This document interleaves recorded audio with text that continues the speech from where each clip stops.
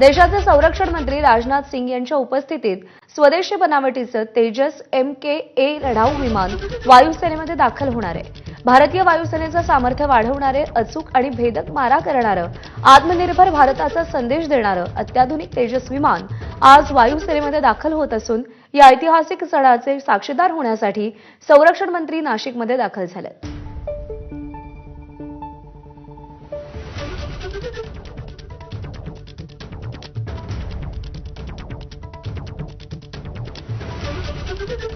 देशाच्या संरक्षण क्षेत्राचं सामर्थ्य वाढवणारी ही आजची घटना आहे आणि या घटनेचे साक्षीदार होण्यासाठी देशाचे संरक्षण मंत्री राजनाथ सिंह हे देखील या कार्यक्रमाला उपस्थित राहणार आहेत। आपण आता समोर जे लढाऊ विमान बघत आहोत हे सुखोई आहे।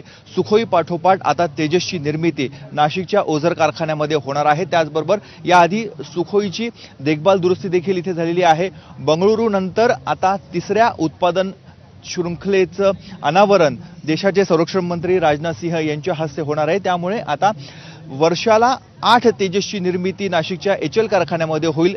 ती 10 पर्यंत नेण्याचा मानस आता संरक्षण विभागाचा आहे। तेजस हे अत्याधुनिक तंत्रज्ञानावर आधारित असं एअरक्राफ्ट आहे। 2000 किलोमीटर प्रति तास या वेगानं ते उड्डाण घेऊ शकतं। 50,000 फूट उंचीपर्यंत ते उड्डाण घेऊ शकतं आणि त्याचबरोबर कोणत्याही दिशेने लक्ष्य साधण्याची क्षमता तेजस एअरक्राफ्टमध्ये आहे। त्याचबरोबर इथला अत्याधुनिक रडार यंत्रणा बसवण्यात आलेली आहे। त्यामुळे एकाच वेळीच ते अनेक लक्ष्य ओळखू शकतं आणि त्यानुसार पुढची प्रक्रिया हे देखील करू शकतं। रडारचा इतर शत्रूच्या रडारचा हस्तक्षेप देखील तेजस विमानाला मारक ठरू शकत नाही, अशी अत्याधुनिक यंत्रणा यामध्ये करण्यात आलेली आहे। देशाच्या संरक्षण क्षेत्रासाठी आजचा दिवस अत्यंत महत्त्वाचा असा आहे। कॅमेरामन किरण कटारेसह मुकुल कुलकर्णी, ABP माझा, ओझर। एक छोटासा ब्रेक